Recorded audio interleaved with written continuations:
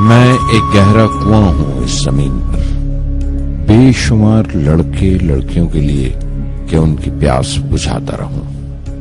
اس کی بے پناہ رحمت اسی طرح ذرے ذرے پر برستی ہے جیسے کنواں سب کی پیاس بجھاتا ہے۔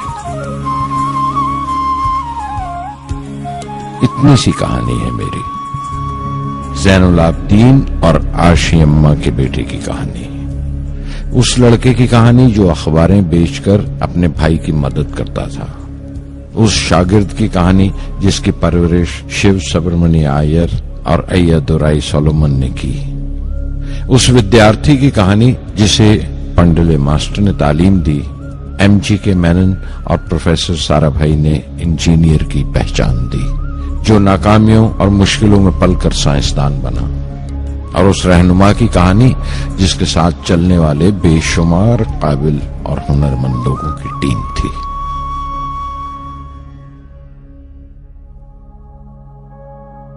میری کہانی میرے ساتھ ختم ہو جائے گی، کیونکہ دنیاوی معنوں میں میرے پاس کوئی پونجی نہیں ہے، میں نے کچھ حاصل نہیں کیا، جمع نہیں کیا، میرے پاس کچھ نہیں اور کوئی نہیں، نہ بیٹا نہ بیٹی نہ پریوار۔ میں دوسروں کے لیے مثال نہیں بننا چاہتا، لیکن شاید کچھ پڑھنے والوں کو پریرنا ملے کہ انتم سکھ روح اور آتما کی تسکین ہے، خدا کی رحمت ان کی وراثت ہے۔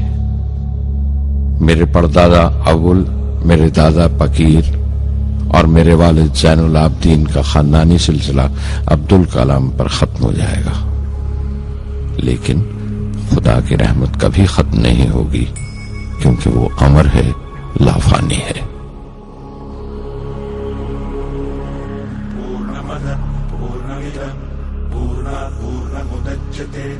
पूर्णस्य पूर्णमादाय पूर्णमेवावशिष्यते। ॐ पूर्णमदः पूर्णमिदं पूर्णात् पूर्णमुदच्यते पूर्णस्य पूर्णमादाय पूर्णमेवावशिष्यते। पूर्णमदः पूर्णमिदं पूर्णात् पूर्णमुदच्यते पूर्णस्य पूर्णमादाय पूर्णमेवावशिष्यते। पूर्णमदः पूर्णमिदं पूर्णात् पूर्णमुदच्यते पूर्णस्य पूर्णमादाय पूर्णमेवावशिष्यते।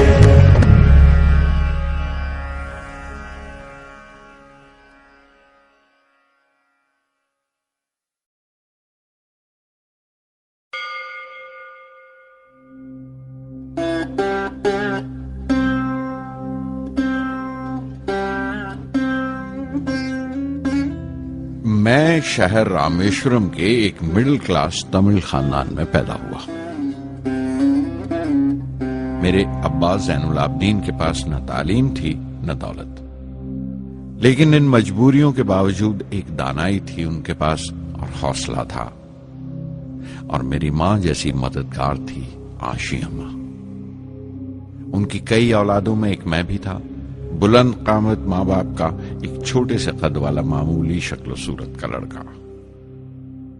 اپنے پشتینی مکان میں رہتے تھے ہم، جو کبھی 19ویں صدی میں بنا تھا۔ کافی وسیع اور پکا مکان تھا رامیشورم کی مسجد سٹریٹ میں۔ میرے ابا ہر طرح کے عیش و آرام سے دور رہتے تھے، مگر ضروریات کی تمام چیزیں میسر تھیں۔ سچ تو یہ ہے کہ میرا بچپن بڑا محفوظ تھا، مادی طور پر بھی اور جذباتی طور پر بھی، مٹیریلی اینڈ ایموشنلی۔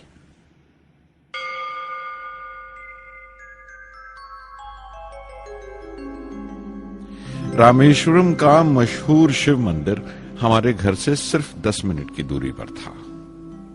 ہمارے علاقے میں زیادہ آبادی مسلمانوں کی تھی، پھر بھی کافی ہندو گھرانے تھے جو بڑے اتفاق سے پڑوس میں رہتے تھے۔ ہمارے علاقے میں ایک بڑی پرانی مسجد تھی جہاں میرے ابا مجھے ہر شام نماز پڑھنے کے لیے لے جایا کرتے تھے۔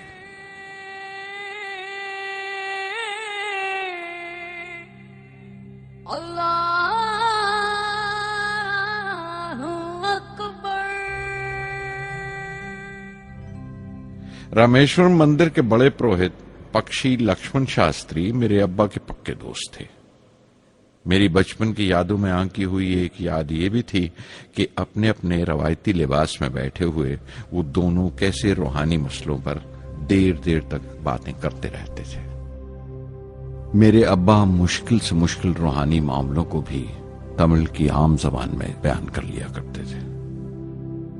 एक बार मुझसे कहा था, जब आफत आए तो आफत की वजह समझने की कोशिश करो, मुश्किलें हमेशा खुद को परखने का मौका देती हैं।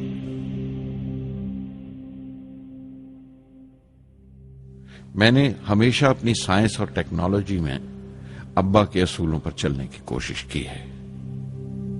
मैं इस बात पर यकीन रखता हूं कि हमसे ऊपर भी एक आला ताकत है, एक महान शक्ति है जो हमें मुसीबत, मायूसी और नाकामियों से निकालकर सच्चाई के मुकाम तक पहुंचाती है। मैं करीब 6 बरस का था जब अब्बा ने एक लकड़ी की कश्ती बनाने का फैसला किया, जिसमें वो यात्रियों को रामेश्वरम से धनुषकोडी का दौरा करा सकें, ले जाएं और वापस ले आएं। वो समंदर के साहिल पर लकड़ियां बिछाकर कश्ती का काम किया करते थे, एक और हमारे रिश्तेदार के साथ, अहमद जलालुद्दीन।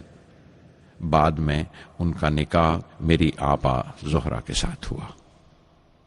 अहमद जलालुद्दीन हालांकि मुझसे 15 साल बड़े थे, फिर भी हमारी दोस्ती आपस में जम गई थी। हम दोनों हर शाम लंबी सैर को निकल जाया करते थे। मस्जिद गली से निकलकर हमारा पहला पड़ाव शिव मंदिर हुआ करता था, जिसके गिर्द हम उतनी ही श्रद्धा से परिक्रमा करते थे जिस श्रद्धा से बाहर से आए हुए यात्री। जलालुद्दीन ज्यादा पढ़ लिख नहीं सके उनके घर के हालात की वजह से, लेकिन मैं जिस जमाने की बात कर रहा हूं, उन दिनों हमारे इलाके में सिर्फ वही एक शख्स था जो अंग्रेजी लिखना जानता था।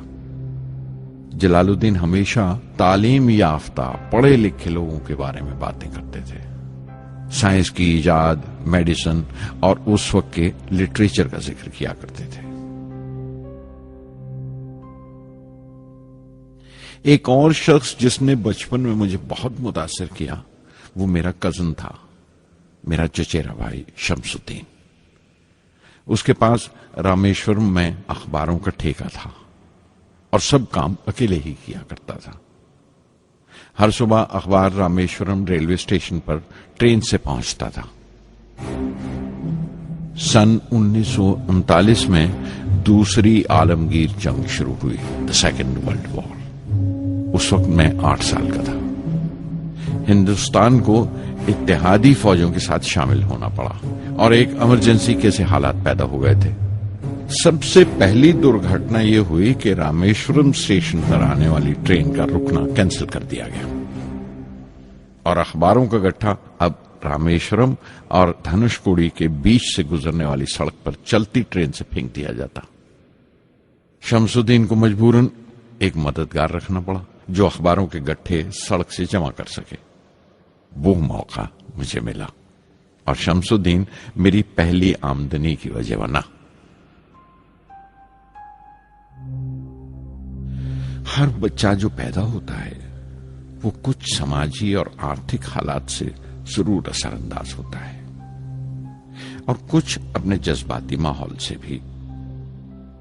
उसी तरह उसकी तरबियत होती है। मुझे दयानतदारी और सेल्फ डिसिप्लिन अपने अब्बा से विरासत में मिला था और मां से अच्छाई पर यकीन करना और रहमदिली। लेकिन जलालुद्दीन और शमसुद्दीन की सोहबत से जो असर मुझ पर पड़ा, उससे सिर्फ मेरा बचपन ही महज अलग नहीं हुआ, बल्कि आइंदा जिंदगी पर भी उसका बहुत बड़ा असर पड़ा।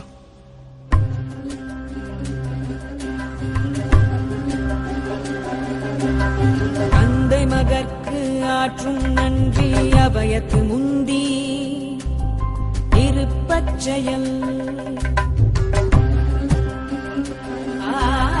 தந்தை மகற்கு ஆற்றும் நன்றி அபயத்து முந்தி இருப்பச்செயல் இருப்பச்செயல் மகன் தந்தைக்கு ஆற்றும் உதவி இவன் தந்தை என்னோற்றான் கொள்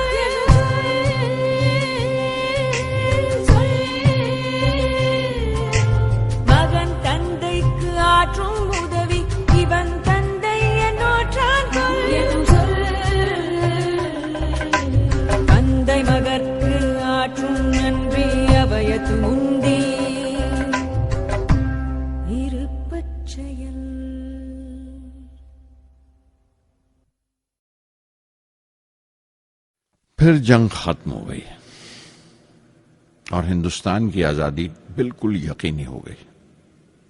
میں نے ابا سے رامیشورم چھوڑنے کی اجازت چاہی.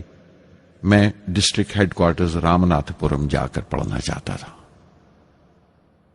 شمس الدین اور جلال الدین میرے ساتھ رامناتھ پورم تک گئے مجھے شوارٹز ہائی اسکول میں داخل کرانے کے لیے. جانے کیوں وہ نیا ماحول مجھے راس نہیں آیا. رامناتھ پورم بڑا مصروف شہر تھا اور قریب 50,000 کی آبادی تھی، لیکن رامیشورم کا سکون اور اطمینان کہیں نہیں تھا. گھر بہت یاد آتا تھا اور گھر لوٹنے کا کوئی موقع میں چھوڑتا نہیں تھا. شوارٹز ہائی اسکول میں داخل ہونے کے بعد ایک 15 سالہ لڑکے کے تمام شوق جو ہو سکتے تھے میرے اندر جاگ اٹھے. میرے ٹیچر ایا دورائی سولومن بہترین رہبر تھے، گائیڈ، اس نوجوان ذہن کے لیے جس کے سامنے زندگی کی بے شمار ممکنات کھلنے والی تھی.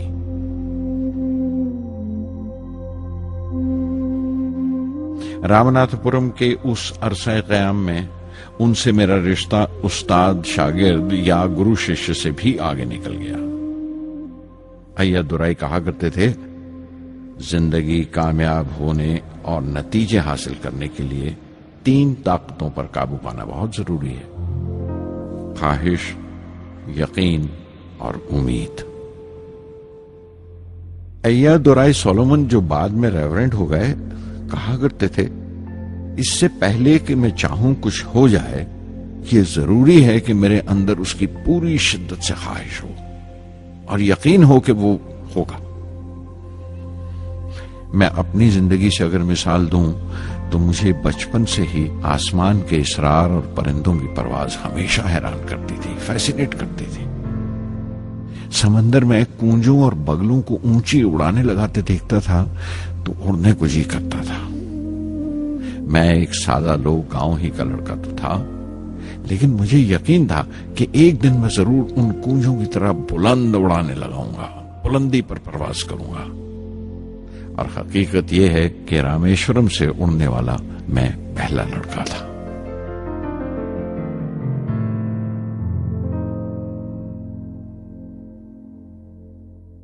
شوارٹز اسکول میں تعلیم ختم کرتے کرتے میرے اندر خود اعتمادی بس چکی تھی اور مجھے یقین تھا کہ میں ضرور کامیابی حاصل کروں گا. میں تعلیم آگے جاری رکھوں گا، اس میں کوئی دوسرا خیال نہیں تھا. سن 1950 میں انٹرمیڈیٹ پڑھنے کے لیے سینٹ جوزف کالج ٹریچی میں داخل ہو گیا. جب بی ایس سی ڈگری کے لیے میں نے سینٹ جوزف کالج میں داخلہ لیا تو ہائر ایجوکیشن کے معنی صرف اتنے ہی جانتا تھا. یہ نہیں جانتا تھا کہ ہائر ایجوکیشن کے لیے کچھ اور بھی ہو سکتا ہے. نہ یہ جانتا تھا کہ سائنس پڑھ کے فیوچر کے لیے اور کیا موقع حاصل ہو سکتے ہیں. بی ایس سی پاس کرنے کے بعد ہی جان پایا کہ فزکس میرا سبجیکٹ نہیں تھا. اپنے خواب کو پورا کرنے کے لیے مجھے انجینئرنگ میں جانا چاہیے تھا. پتہ نہیں کیوں کچھ لوگوں کا ایسا خیال ہے کہ سائنس آدمی کو خدا سے منکر کر دیتی ہے، لیکن میرے لیے تو سائنس اعتماد، وشواس اور روحانی تسکین کی وجہ رہی ہے. کسی طرح میں MIT یعنی مدراس انسٹیٹیوٹ آف ٹیکنالوجی کے امیدواروں کی لسٹ میں تو آ گیا، لیکن اس کا داخلہ بہت مہنگا تھا. کم سے کم 1,000 روپے کی ضرورت تھی اور میرے ابا کے پاس اتنے روپے نہیں تھے. اس وقت میری اکا، میری آپا زہرا نے اپنے سونے کے کڑے اور چین بیچ کر میری فیس کا انتظام کیا. مجھ پر اس کی امید اور یقین دیکھ کر میں بسیج گیا.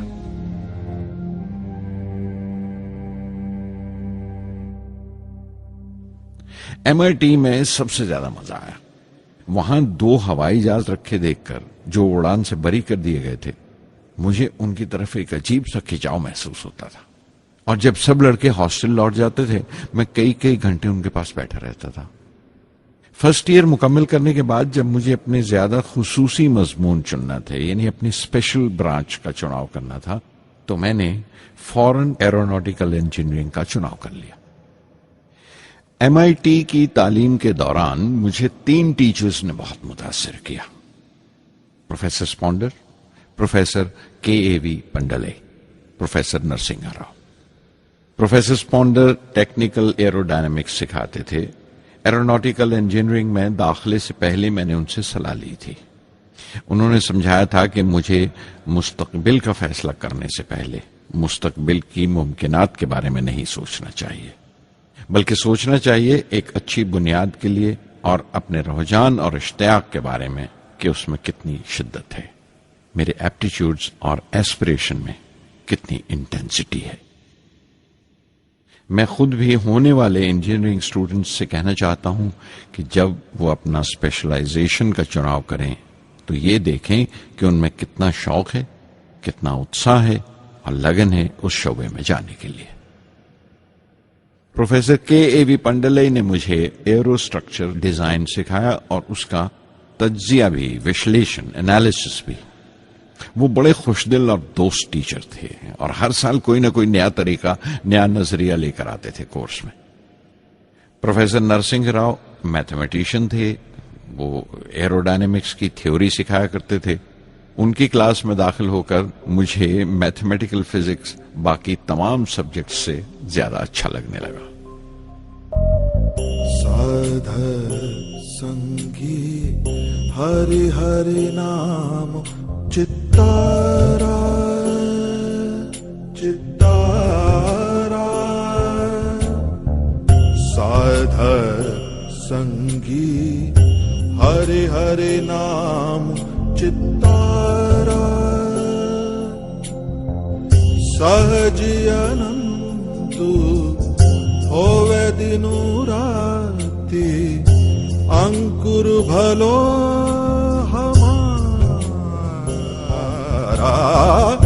سادھر سنگی سادھر سنگی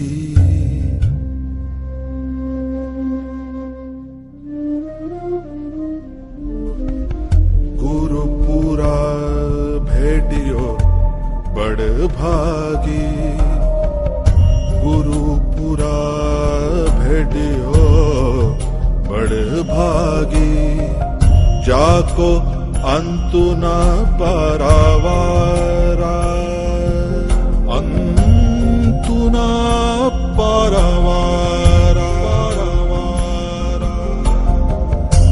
نانک سرنی گہی سوامی کی پنہ پنہ نمسکار سادھر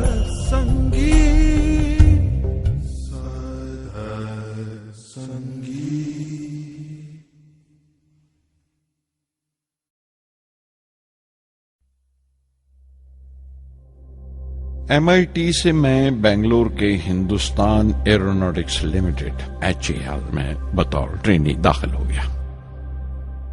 HAL سے جب میں ایروناٹیکل انجینئرنگ گریجویٹ بن کر نکلا تو زندگی نے 2 موقع میرے سامنے کھڑے کر دیے اور دونوں میری پرواز کے دیرینہ خواب پورے کر سکتے تھے۔ ایک موقع تھا ایئر فورس کا، دوسرا منسٹری آف ڈیفنس میں directorate of technical development and production کا۔ میں نے دونوں میں عرضی بھیج دی اور بیک وقت دونوں سے انٹرویو کا بلاوا آ گیا۔ ایئر فورس کے لیے مجھے دہرادون بلایا گیا تھا اور ڈیفنس کے لیے دہلی۔ میرے دونوں مقام 2000 کلومیٹرز کے فاصلے پر تھے۔ یہ پہلا موقع تھا میرا اپنے وسیع اور وراٹ وطن کو دیکھنے کا۔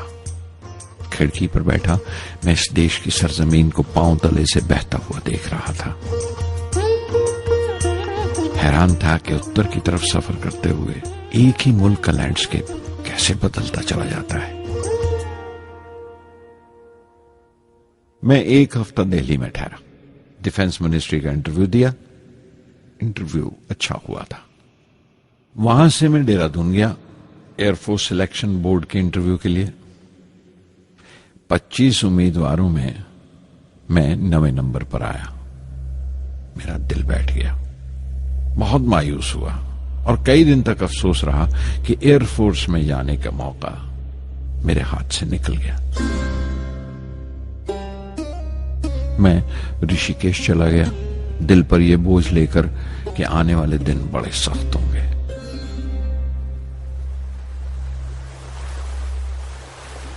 گنگا میں اسنان کیا اور پھر چلتا ہوا پاس کی پہاڑی پر شیوانند آشرم تک پہنچ گیا۔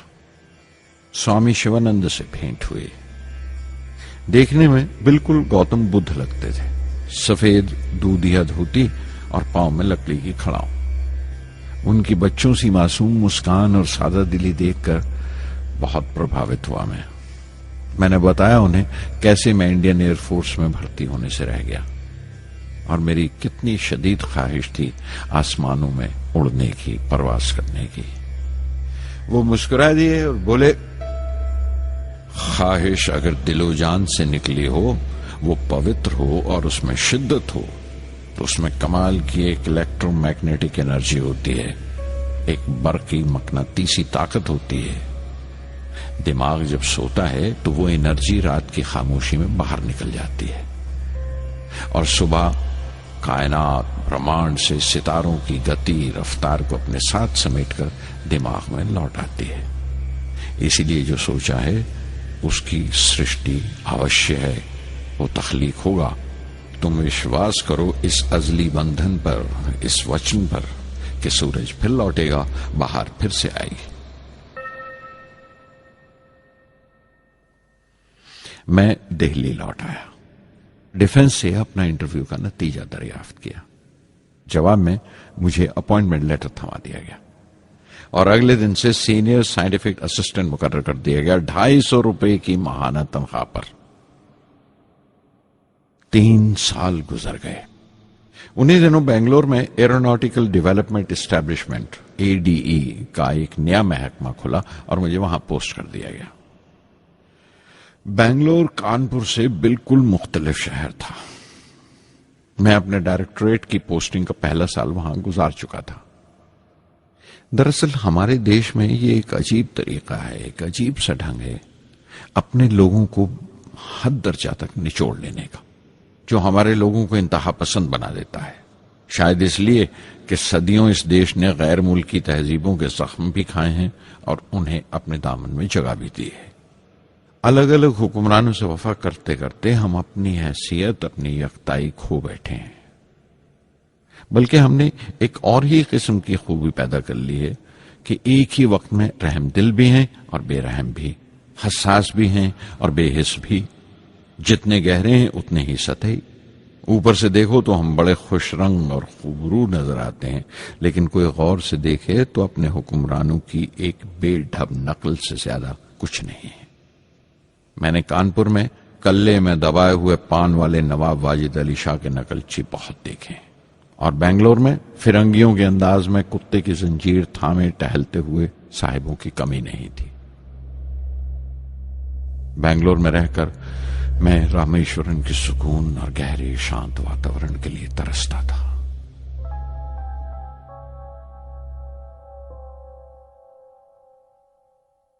پہلے سال تو ADE میں کوئی زیادہ کام نہیں تھا۔ ایک پروجیکٹ ٹیم بنائی تھی کہ 3 سالوں میں ایک سودیشی ہاور کرافٹ تیار کریں، اور وہ وقت سے پہلے تیار ہو گیا۔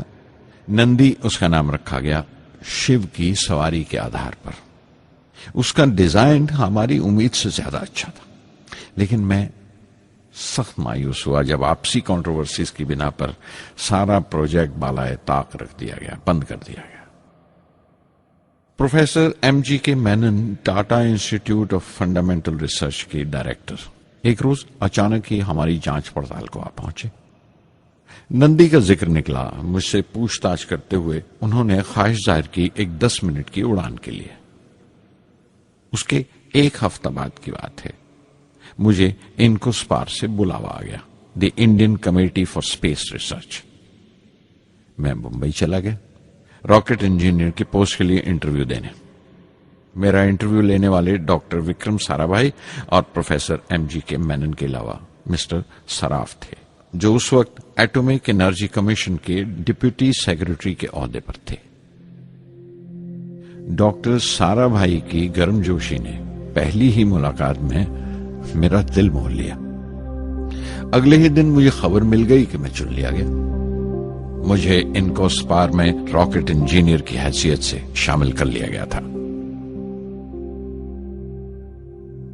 सन 1962 के देरीना हिस्से में कहीं इनकोस्पार ने थुम्बा में इक्वेटोरियल रॉकेट लॉन्चिंग स्टेशन बनाने का फैसला किया। थुम्बा केरला में त्रिवेंद्रम से परे एक दूर दराज के ऊंगते से गांव का नाम है। हिंदुस्तान में यह मॉडर्न रॉकेट बेस्ड रिसर्च की एक दबी सी इब्तदा थी, हल्की सी शुरुआत। उसके फौरन बाद ही मुझे 6 माह के लिए अमेरिका भेज दिया गया, नासा में रॉकेट लॉन्चिंग की ट्रेनिंग के लिए। जाने से पहले मैं थोड़ा सा वक्त निकालकर रामेश्वरम गया। मेरे अब्बा मेरी इस कामयाबी के लिए बहुत खुश हुए और मुझे उसी मस्जिद में ले जाकर शुक्राने की नमाज अदा की।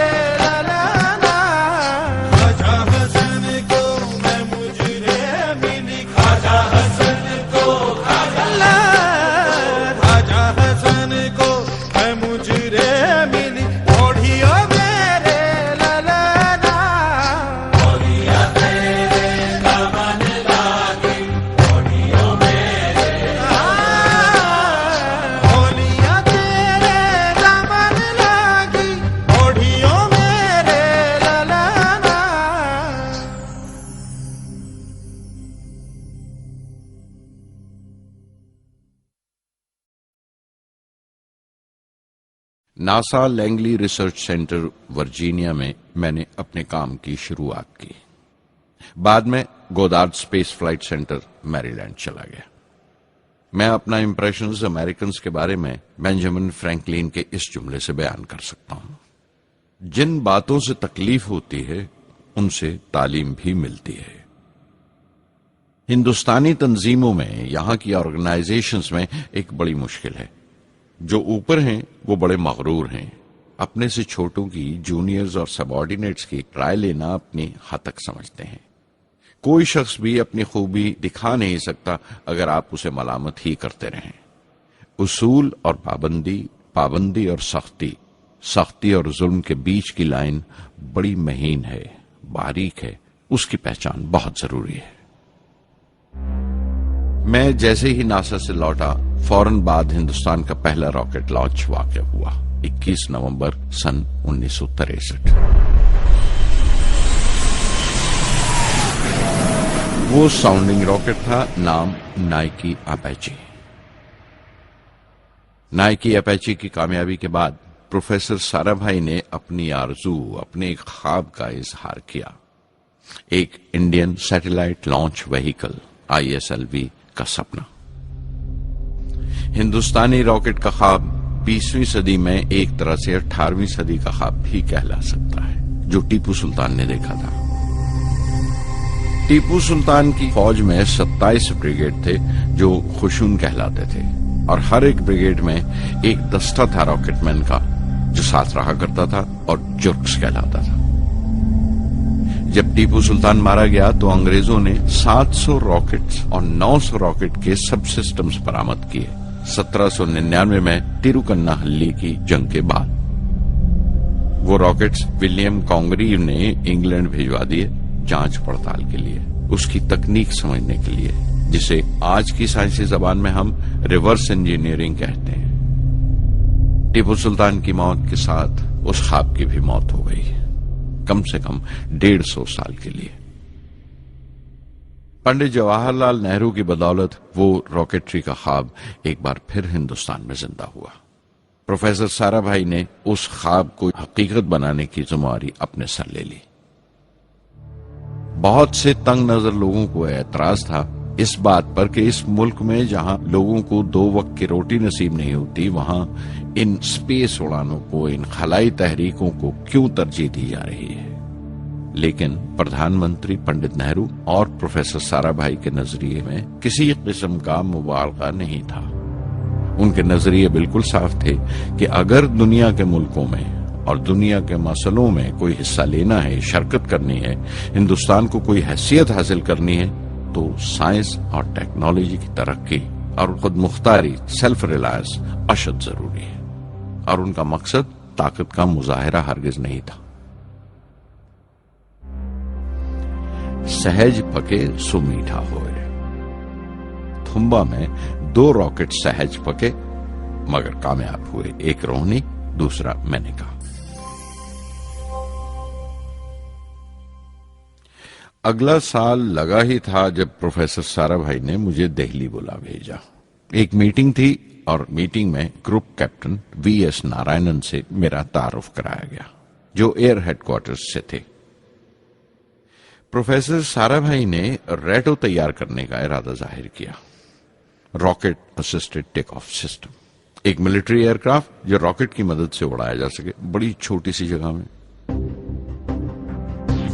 شام تک یہ خبر بھی عام ہو گئی کہ ہندوستان ایک خود ساختہ ملٹری ایئر کرافٹ تیار کر رہا ہے اور میں اس پروجیکٹ کا مختار ہوں، ذمہ دار ہوں۔ میں کئی طرح کے جذبات سے بھر گیا، خوش بھی تھا، شکر گزار بھی، خوش قسمت بھی، اور ایک احساس ہوا تکمیل کا، فلفلمنٹ کا۔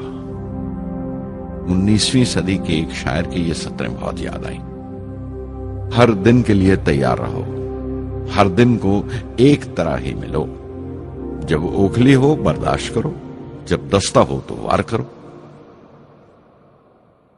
ریٹو پہ کام کرتے ہوئے 2 اہم واقعات ہوئے۔ پہلا تو یہ تھا کہ اپنے دیش میں پہلی بار اسپیس ریسرچ کا 10 سالہ پروگرام تیار ہوا جس کے آتھر تھے پروفیسر سارا بھائی۔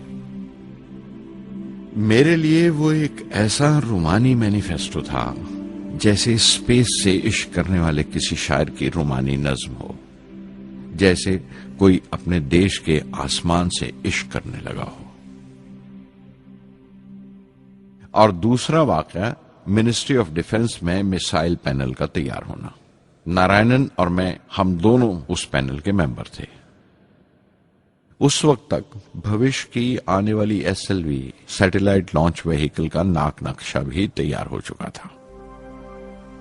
پروفیسر سارا بھائی اپنے دیرینہ خواب کو تعبیر دینے کے لیے کچھ اور ساتھیوں کا چناؤ کر چکے تھے۔ میں خود کو خوش قسمت سمجھتا ہوں کہ مجھے اس پروجیکٹ کا لیڈر چنا گیا۔ اس پر پروفیسر سارا بھائی نے مجھے ایک اور ذمہ داری بھی سونپی کہ لانچ کی 4تھی سٹیج میں ہی ڈیزائن کروں۔ یہ معمول تھا، میرا عادت تھی کہ ہر میسائل پینل کی میٹنگ کے بعد میں جا کر پروفیسر سارا بھائی کو پوری تفصیل، پوری رپورٹ دیتا تھا۔ دہلی میں ایسی ہی ایک میٹنگ کے بعد 23 دسمبر 1971 کو میں تریویندرم لوٹ رہا تھا، اور اس دن پروفیسر سارا بھائی تھمبا میں SLV کا معائنہ کرنے گئے ہوئے تھے۔ دہلی ایئرپورٹ کے لاؤنج سے میں نے انہیں فون کیا، پینل میٹنگ کی تفصیل بتائی۔ پروفیسر سارا بھائی نے مجھے کہا کہ میں تریویندرم ایئرپورٹ پر ان کا انتظار کروں۔ میں جب تریویندرم پہنچا تو فضا میں ایک ماتم بچھا ہوا تھا۔ مجھے خبر دی گئی کہ پروفیسر سارا بھائی نہیں رہے۔ چند گھنٹے پہلے دل کا دورہ پڑنے سے ان کا انتقال ہو گیا۔ میں تھرا کے رہ گیا۔ چند گھنٹے پہلے ہی تو میں نے ان سے بات کی تھی، میرے لیے وہ بہت بڑا صدمہ تھا۔ پروفیسر سارا بھائی میری نظر میں انڈین سائنس کے راشٹر پتا ہیں، جیسے راشٹر کے پتا مہاتما گاندھی ہیں۔ انہوں نے اپنی ٹیم سے رہنما پیدا کیے اور خود اپنے عمل سے ان کے لیے مثال ثابت ہوئے۔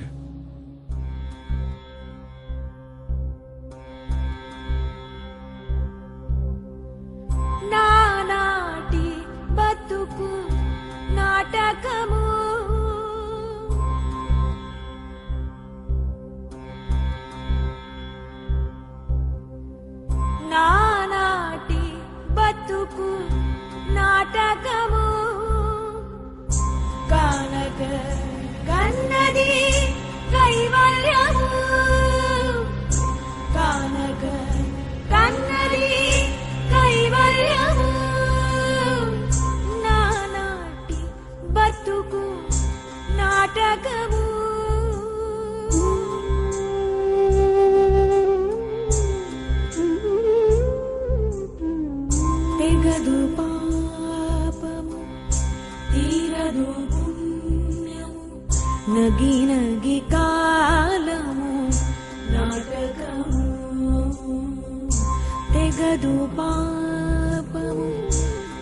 తీరదు పుణ్యము నగి నగి కాలము నాటకము యగువన శ్రీ వెంకటేశ్వరుడేకే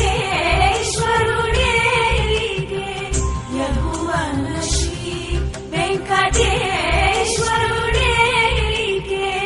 గగనము మీదిది కైవల్యము గగనము మీదిది కైవల్యము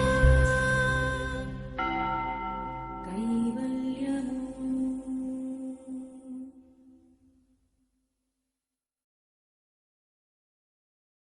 कुछ अरसा प्रोफेसर एमजी के मेनन ने स्पेस रिसर्च का काम संभाला। बिलाखिर प्रोफेसर सतीश धवन को Indian Space Research Organisation ISRO की जिम्मेदारी सौंप दी गई। तुम्बा का पूरा कॉम्प्लेक्स एक बड़े पैमाने पर स्पेस सेंटर बना दिया गया और Vikram Sarabhai space centre VSSC का नाम दिया गया। जिसने वो सेंटर कायम किया था उसी के नाम से उस जगह की श्रद्धांजलि पेश की गई। मशहूर मेटलर्जिस्ट डॉक्टर ब्रह्म प्रकाश VSSC के पहले डायरेक्टर मुकर्रर हुए। कोई भी शख्स अपनी जिम्मेवारी में तभी कामयाब हो सकता है अगर वो बारसूख हो, मोतबर हो और अपने फैसलों के लिए उसे सही हद तक आजादी हो।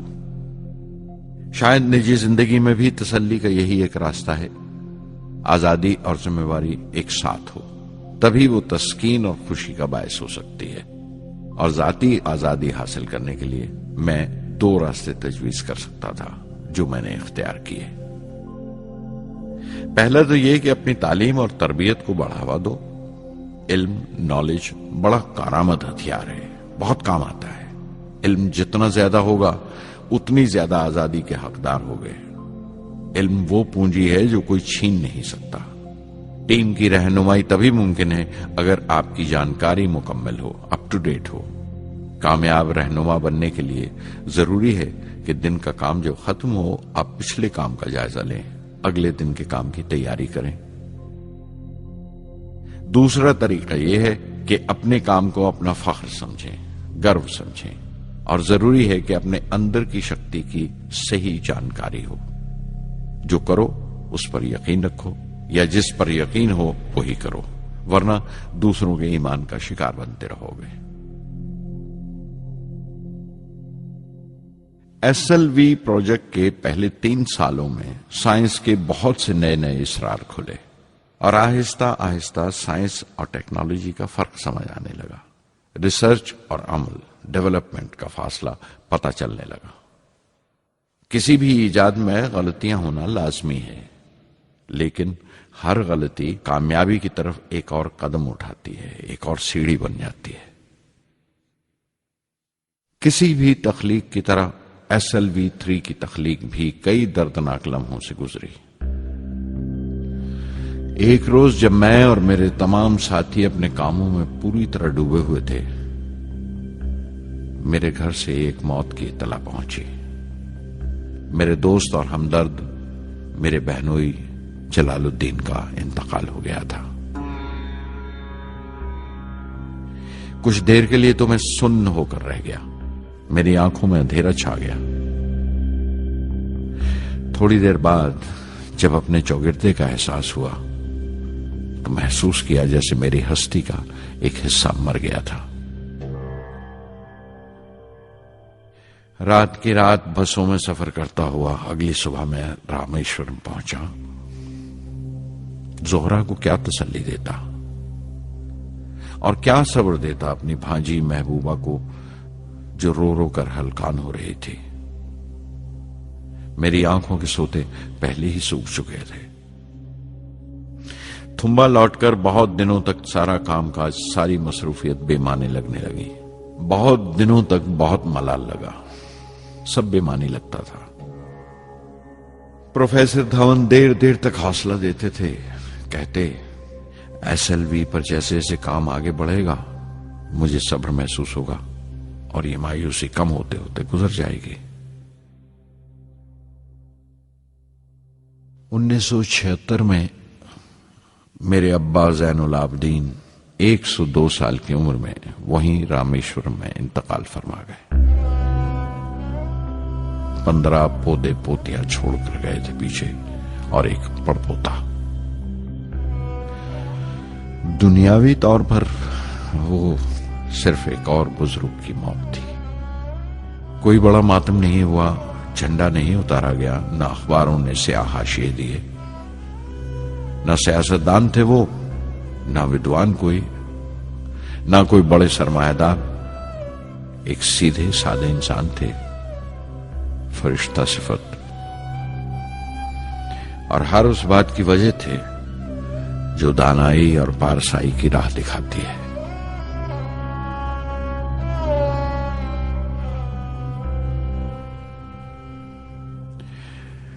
میں بہت دیر تک اپنی ماں کے پاس بیٹھا رہا، چپ چاپ، اور جب اٹھا تھمبا لوٹنے کے لیے تو اس نے روندھے گلے سے دعائیں دی مجھے.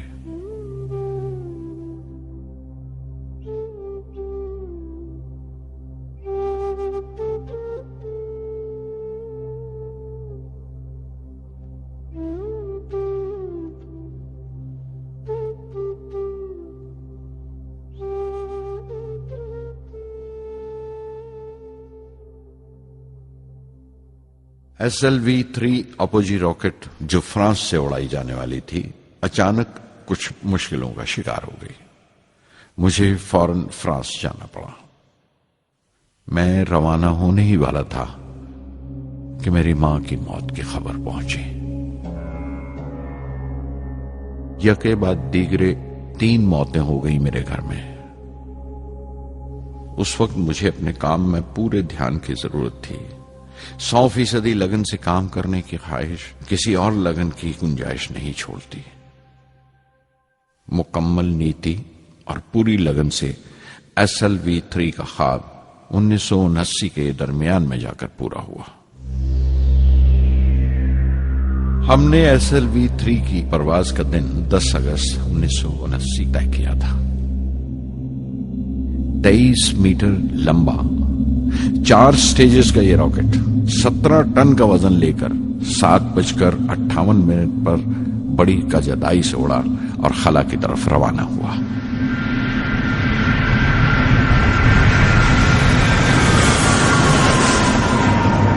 پہلی سٹیج ہر طرح سے پختہ نکلی اور بڑے آرام سے راکٹ دوسری سٹیج میں داخل ہو گیا. ہم سب دم بخود رہ گئے، سانس روکے بیٹھے تھے. ہمارے برسوں کا خواب آسمان کی طرف سفر کر رہا تھا. اچانک ہمارے خواب میں درار آئی، ہمارا سکوت ٹوٹا، ہماری خاموشی ٹوٹی. دوسری سٹیج قابو سے باہر ہونے لگی تھی. 317 سیکنڈ کے بعد پرواز ٹوٹ گئی. میری محنت اور امید چوتھی سٹیج کو ساتھ لے کر تمام ملبہ سری ہری کوٹا سے 560 کلومیٹر دور سمندر میں جا کے گرا.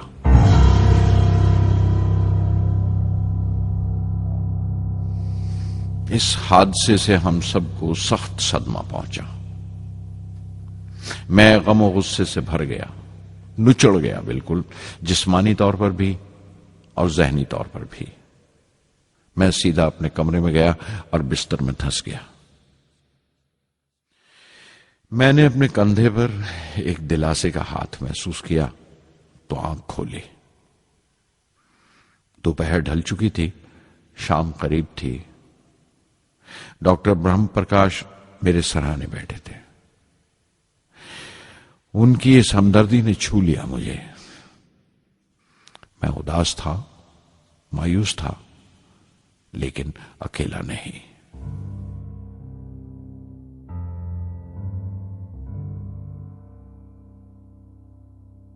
ہر شخص تکنیکی جمع تفریق اور بحث مباحثے کے بعد مطمئن ہو چکا تھا، سنتشٹ ہو چکا تھا، لیکن مجھے اطمینان نہ آیا اور مسلسل بے چین رہا. میں بے ساختہ کھڑا ہو گیا اور اعتراف کیا پروفیسر دھون کے سامنے، سر میرے ساتھیوں کو ناکامیابی کی وجہ دریافت ہو جانے سے اطمینان ہو گیا، لیکن میں اسے کافی نہیں سمجھتا.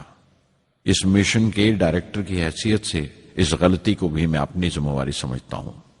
SLV-3 کی ناکامیابی کی ذمہ داری میری ہے.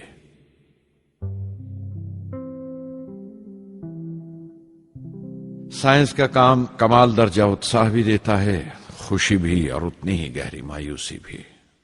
اس طرح کے واقعات سوچ سوچ کر میں دل کو ڈھارس دیتا رہا۔ یہ خیال کہ انسان چاند پر اتر سکتا ہے سب سے پہلے ایک روسی سائنٹسٹ نے سوچا تھا۔ اسے حقیقت بننے میں 40 سال گزر گئے جب امریکہ نے اسے پورا کیا۔ پروفیسر چندر شیکھر نے چندر شیکھر لمٹ کا آوشکار کیا تھا 1930 میں جب کیمبرج میں پڑھ رہے تھے، لیکن 50 سال بعد انہیں اسی ڈسکوری پر نوبل پرائز ملا۔ وان براون اپنی سیٹرن لانچ وہیکل سے آدمی کو چاند پر اتارنے سے پہلے کتنی ساری ناکامیوں سے گزرے ہوں گے۔ پہاڑ کی چوٹی پر اترنے سے پہاڑ پر چڑھنے کا تجربہ نہیں ملتا۔ زندگی پہاڑ کی چڑھانوں پر ملتی ہے، چوٹی پر نہیں۔ چڑھانوں پر ہی تجربے ملتے ہیں اور زندگی منچتی ہے اور ٹیکنالوجی ترقی کرتی ہے۔ چوٹی پر پہنچنے کی کوشش ہی میں چڑھانوں کا علم حاصل ہوتا ہے۔ میں ایک ایک قدم چلتا رہا، چڑھتا رہا چوٹی کی طرف۔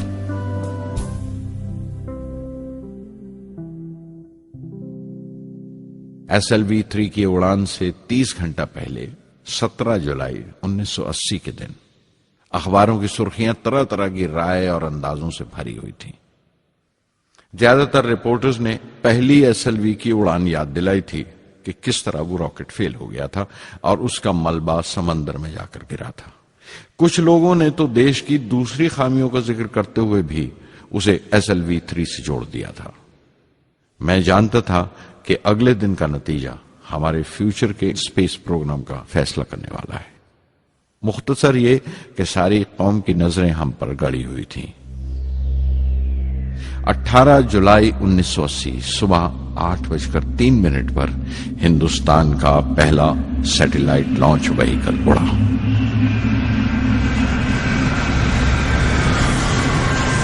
میں نے روہنی سیٹلائٹ کا تمام ڈیٹا کمپیوٹر پر جانچا۔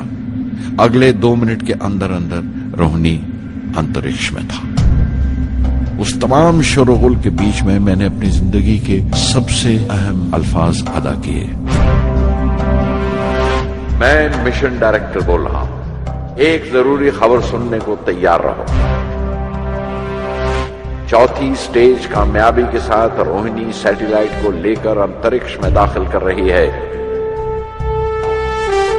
میں بلاک سے باہر آیا تو میرے ساتھیوں نے مجھے کندھوں پر اٹھا لیا اور نعرے لگاتے ہوئے جلوس نکالا۔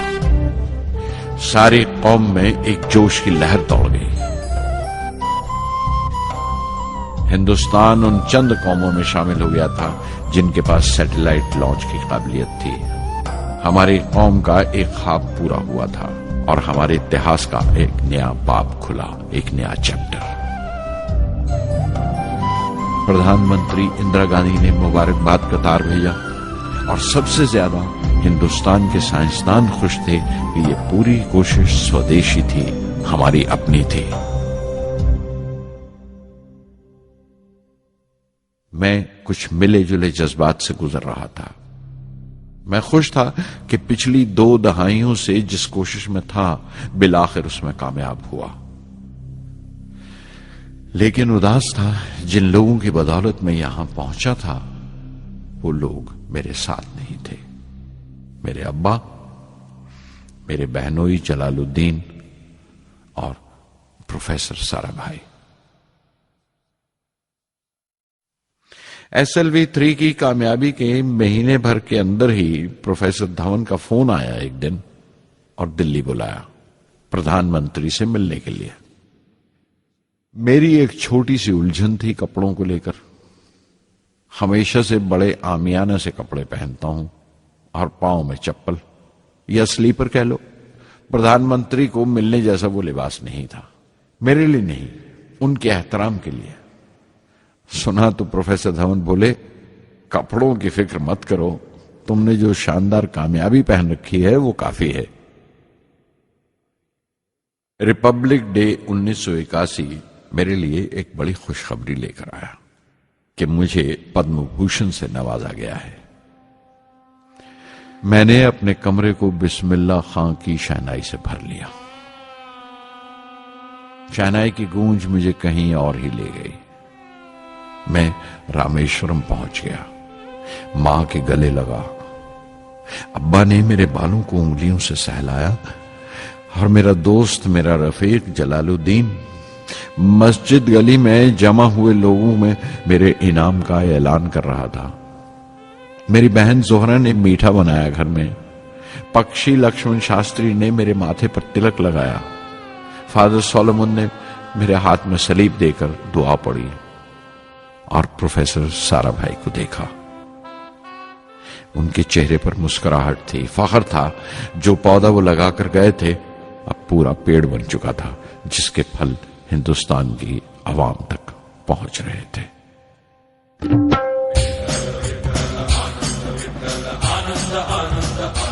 ओ आनंदाचे डोही आनंद तरंग, आनंदाचे डोही आनंद तरंग, आनंदाची अंग, आनंदाचे आनंदाची अंग, आनंदाचे आनंदाचे डोही आनंद तरंग, आनंदाचे डोही आनंद तरंग।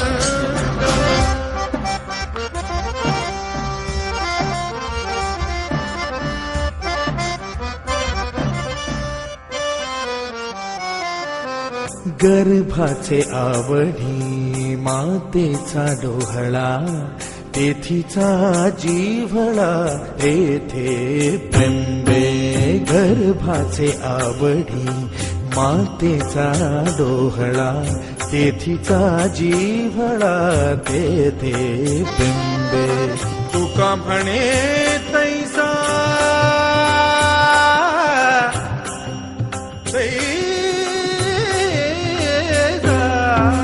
तुका म्हणे तैसा ओतलाचे ठसा, अनुभव सरीसा मुखाला। आनंदाचे डोही आनंद तरंग, आनंदाची अंग, आनंदाचे आनंदाचे डोही आनंद तरंग।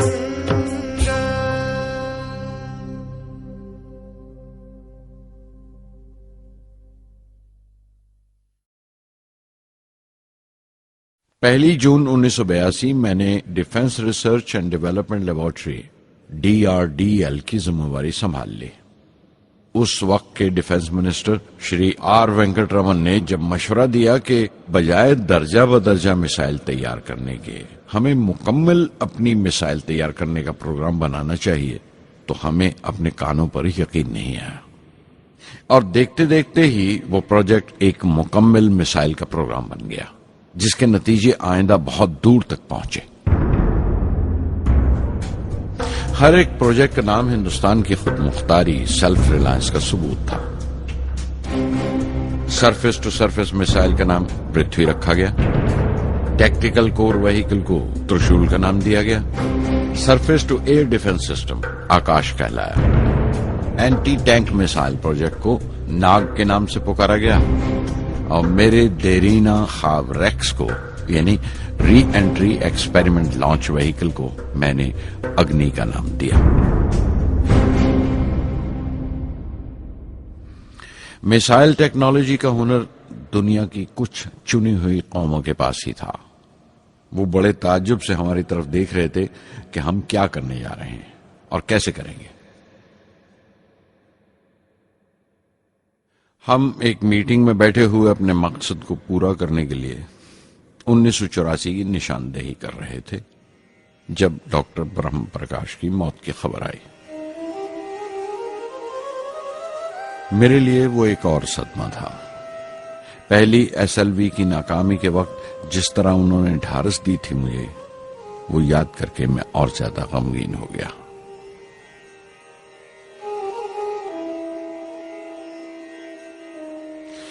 प्रोफेसर साराभाई अगर VSSC के निर्माता थे, बनाने वाले थे, तो डॉक्टर ब्रह्म प्रकाश उसके आमिल थे, एग्जीक्यूटर थे। उनकी विनम्रता ने मुझे बड़ी हद तक नरम कर दिया। اور میں نے اپنی تند مزاجی پر کافی قابو کر لیا۔ ان کی حلیمی صرف اپنی خوبیوں تک ہی محدود نہیں تھی، بلکہ اپنے سے چھوٹوں کو عزت دینا بھی ان کی عادت میں شامل تھا۔ ان کے برتاؤ اور سلوک میں یہ بات نظر آ جاتی تھی کہ کوئی شخص بھی خامیوں سے خالی نہیں ہے، یہاں تک کہ افسر بھی، لیڈر بھی، رہنما بھی۔ وہ بہت بڑے دانشور تھے۔ ایک کمزور سے شریر کے اندر ان میں بچوں کی سی معصومیت تھی۔ مجھے وہ ہمیشہ سائنسدانوں میں سنت نظر آتے تھے۔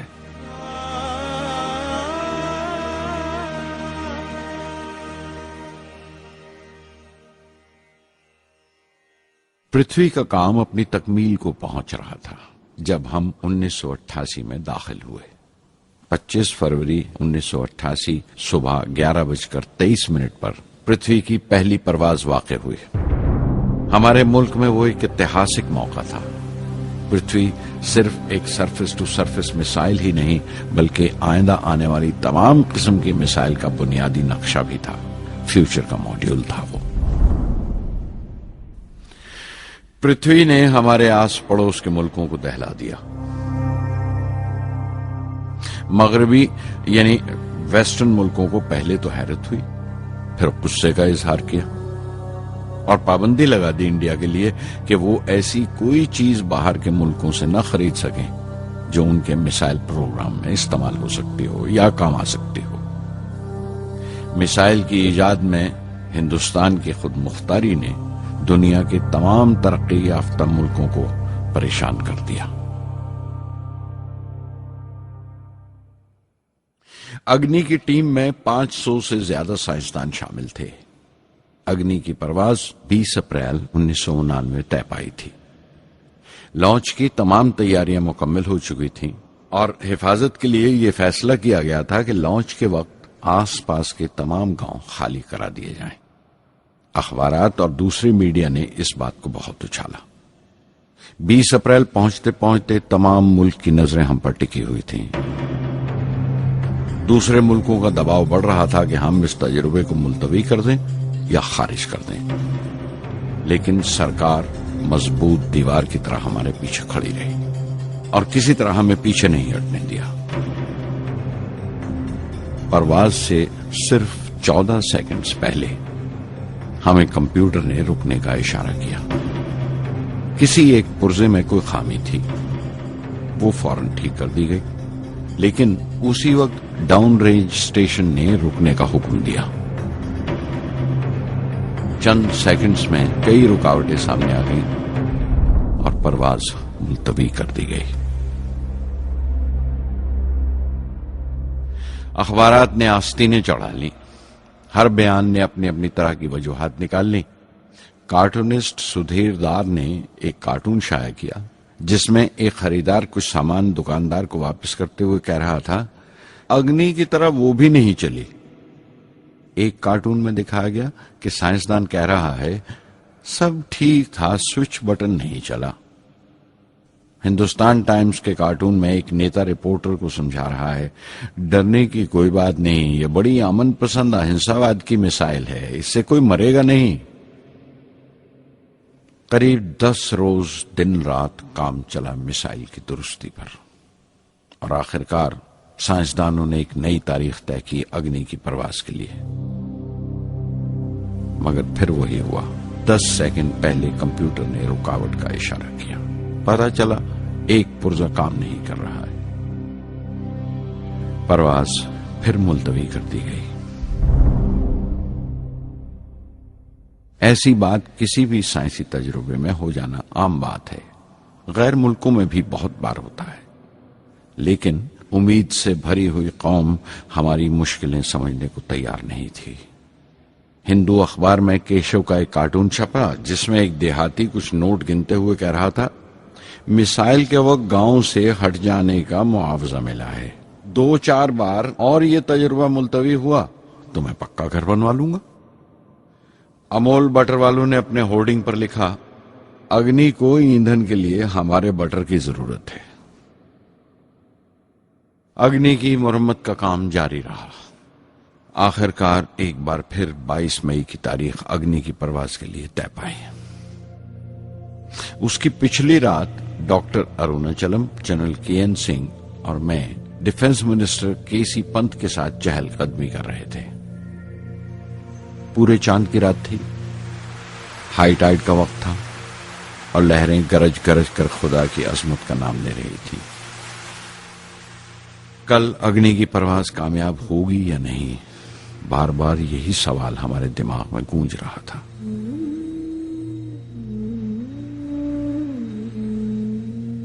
ڈیفنس منسٹر نے ایک لمبی خاموشی کو توڑتے ہوئے پوچھا، کلام، کل اگنی کی کامیابی منانے کے لیے کیا چاہتے ہو تم؟ میں کیا چاہتا تھا؟ کیا تھا جو نہیں تھا میرے پاس؟ اپنی خوشی کے اظہار کے لیے مجھے کیا کرنا چاہیے؟ اور اچانک مجھے جواب مل گیا، ہم 1,00,000 پیڑوں کی کونپلیں لگائیں گے، میں نے کہا، اور ان کے چہرے پر رونق آ گئی۔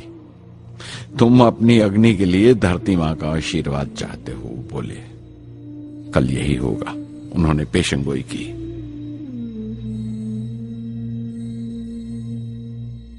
اگلے دن صبح 7:10 پر اگنی لانچ ہوئی۔ قدم قدم صحیح نکلا۔ میزائل نے جیسے ٹیکسٹ بک یاد کر لی ہو، جیسے سبق یاد کر لیا تھا۔ ہر سوال کا صحیح جواب مل رہا تھا۔ لگتا تھا ایک لمبے خوفناک خواب کے بعد ایک خوبصورت صبح نے آنکھ کھلی ہے۔ 5 سال کی مشقت کے بعد ہم اس لانچ پیڈ پر پہنچے تھے۔ اس کے پیچھے 5 لمبے سالوں کی ناکامیابی، کوششیں اور امتحان کھڑے تھے۔ اس کوشش کو روک دینے کے لیے ہندوستان نے ہر طرح کے دباؤ برداشت کیے تھے، لیکن ہم نے کر دکھایا جو کرنا تھا۔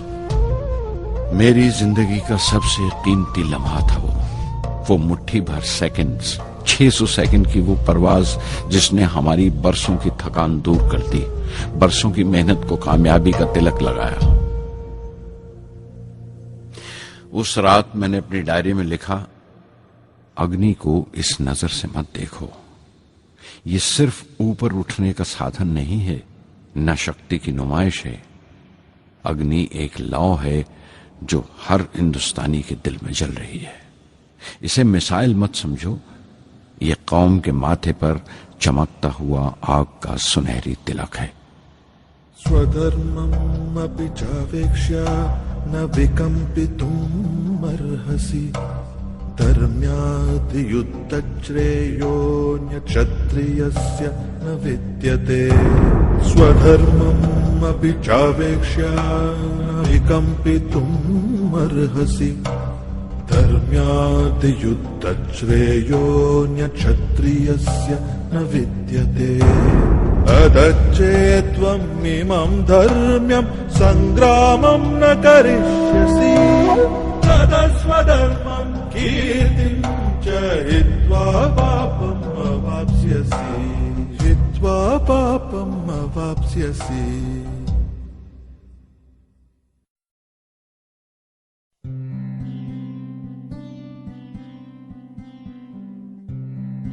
انیس 1990 کے ریپبلک ڈے پر دیش نے میسائل پروگرام کی کامیابی کا جشن منایا۔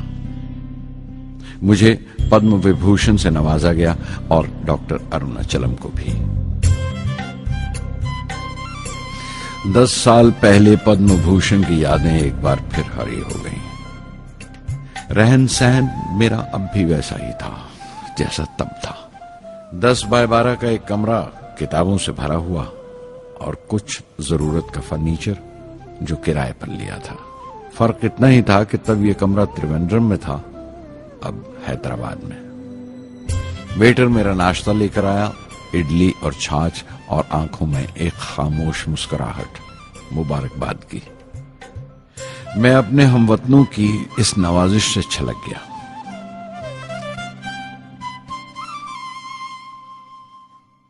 میں جانتا ہوں کہ بہت سے سائنسدان اور انجینئر موقع ملتے ہی وطن چھوڑ جاتے ہیں، دوسرے ملکوں میں چلے جاتے ہیں زیادہ روپیہ کمانے کے لیے، زیادہ آمدنی کے لیے، لیکن یہ آدر، محبت اور عزت کیا کما سکتے ہیں جو انہیں اپنے وطن سے ملتی ہے؟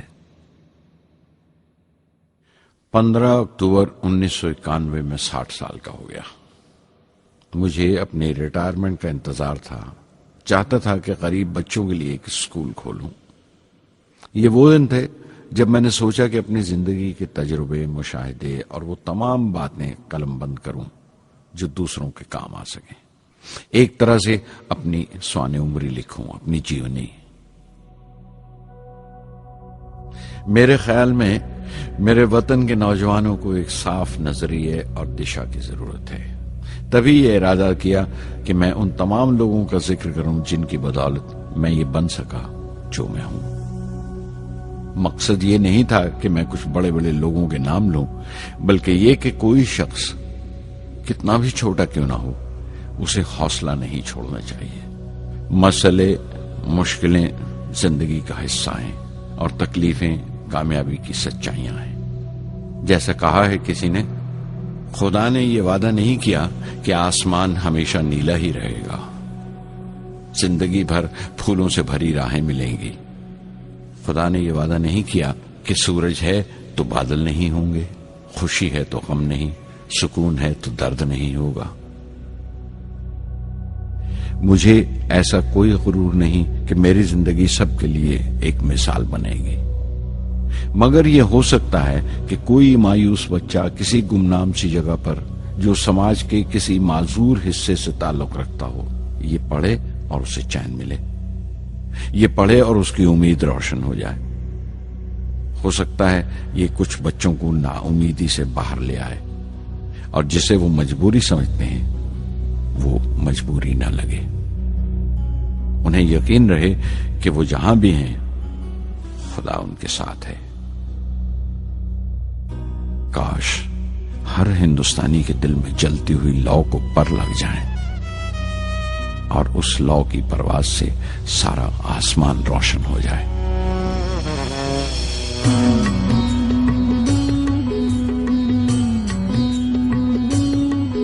ये ज़मीं मेरी, मेरा आसमां, बड़ा खूबसूरत है जहां।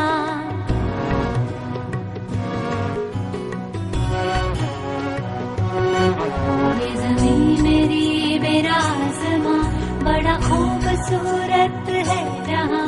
मेरी जिंदगी परवाज़ है, वो फिजा मेरी, मैं उड़ूं जहां। मेरी जिंदगी परवाज़ है, वो फिजा मेरी, मैं उड़ूं जहां। ये ज़मीं मेरी, मेरा आसमां, बड़ा खूबसूरत है जहां। कभी धूप लेप के आसमां हमने सुनहरी कर लिया।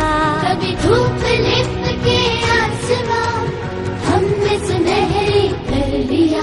फिर धूप बांध के पाँव में हम उड़े हैं ठंडी हवाओं में। मेरा आसमां बड़ा खूबसूरत है जहां। कभी वक्त उठा के सरों पे हम और आग लेके परों पे हम। कभी वक्त उठा के सरों पे हम और आग लेके परों पे हम। कभी छानी खाली खला कहीं, हम उड़े जहाँ पे हवा नहीं। ज़मीं मेरी, मेरा आसमां, बड़ा खूबसूरत है जहां। मेरी जिंदगी परवाज़ है, मेरी जिंदगी परवाज़ है, वो फिजा मेरी, मैं उड़ूं जहां। ये ज़मीं मेरी, मेरा आसमां, बड़ा खूबसूरत है जहां। ये ज़मीं